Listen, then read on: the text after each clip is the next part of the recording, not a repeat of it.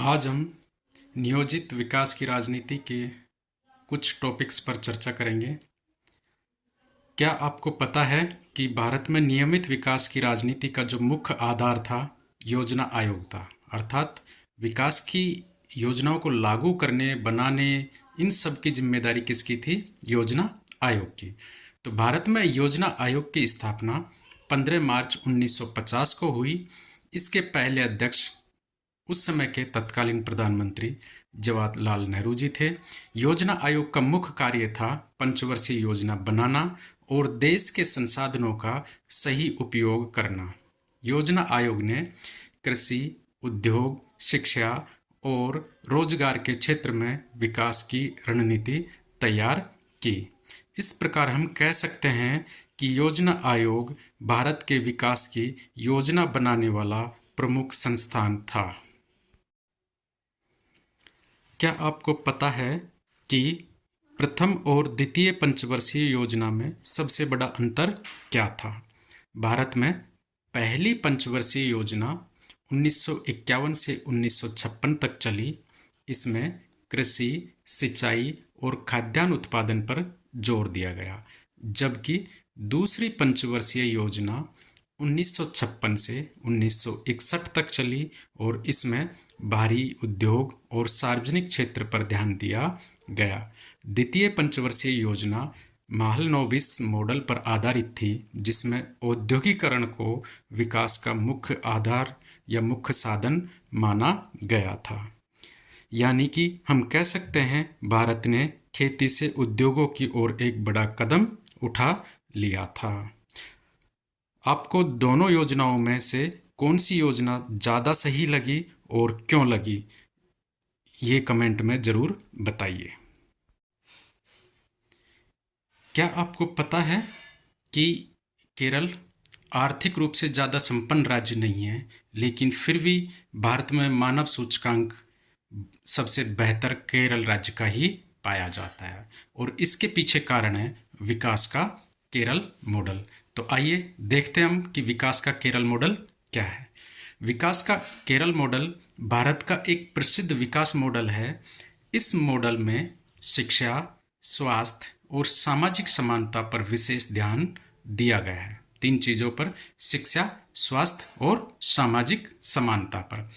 केरल की साक्षरता दर बहुत अधिक है और स्वास्थ्य सेवाएं भी बेहतर हैं। यही कारण है कि केरल का मानव विकास सूचकांक ऊंचा है। यह मॉडल बताता है कि मानव आर्थिक विकास से भी अधिक महत्वपूर्ण है, अर्थात मानव विकास को ज़्यादा महत्व दिया है तुलनात्मक रूप से आर्थिक विकास के।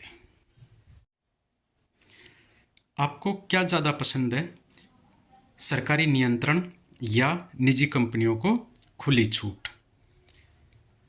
विकास के दो मॉडल होते हैं जिन्हें हम समाजवाद और पूंजीवाद कहते हैं।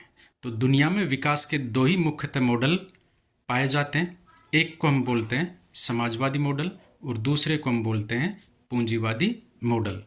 समाजवादी मॉडल में सरकार उद्योग और संसाधनों को नियंत्रित करती है। मतलब उद्योग और संसाधनों पर ज़्यादा नियंत्रण किसका रहता है? सरकार का। ज़्यादा क्या, पूर्णतः ही नियंत्रण सरकार का रहता है। जबकि पूंजीवादी मॉडल में निजी कंपनियों को ज़्यादा आज़ादी होती है, वो अपनी इच्छा या अपने नियमों के अनुसार काम कर सकती है। भारत ने दोनों का मिश्रण अपनाया, जिसे मिश्रित अर्थव्यवस्था कहा जाता है। मिश्रित अर्थव्यवस्था में गरीबों को भी फायदा मिलता है और बड़े बड़े उद्योगों का विकास भी संभव हो पाता है। तो तीनों में से आपको कौन सा मॉडल ज़्यादा पसंद लगता है, समाजवादी या पूंजीवादी, या भारत ने सही कहा? कमेंट में ज़रूर बताएं। क्या आप अनुमान लगा सकते हो कि चैप्टर के शुरू में हमने योजना आयोग के बारे में पढ़ा था और इसे मोदी सरकार ने क्यों ख़त्म कर दिया? तो हम देखते हैं कि योजना आयोग और नीति आयोग में क्या अंतर है। वर्ष 2015 में योजना आयोग को समाप्त करके नीति आयोग की स्थापना की गई। योजना आयोग केंद्रीयकृत संस्था थी। इसका मतलब है कि इसमें डिसीजन ऊपर से होते थे, जबकि नीति आयोग राज्यों के साथ मिलकर काम करता है। इसमें डिसीजन मेकिंग में राज्यों की भी सहभागीदारी होती है। इसे सहकारी संघवाद या कोऑपरेटिव फेडरलिज्म कहा जाता है। नीति आयोग का मुख्य कार्य नीति निर्माण और राज्यों को सलाह देना है। इस प्रकार नीति आयोग भारत की नई विकास नीति का प्रमुख संस्थान बन गया है। यदि आपको ये वीडियो अच्छा लगा तो शेयर करें, कमेंट करें और बताएं कि कौन से और टॉपिक के ऊपर आपको पढ़ने की ज़रूरत है।